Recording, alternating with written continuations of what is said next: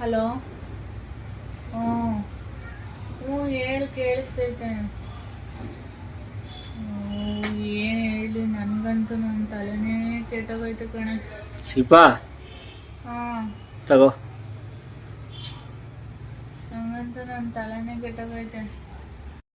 ಹಾಂ ಹ್ಞೂ ಹೌದು. ಅಯ್ಯೋ ಏನು ಹೇಳಿ ಮಮ್ಮಿ, ನನ್ನ ತಲೆನೇ ಕೆಟ್ಟೋಗೈತೆ. ಶಿಲ್ಪಾ ಏ ಹಾಂ.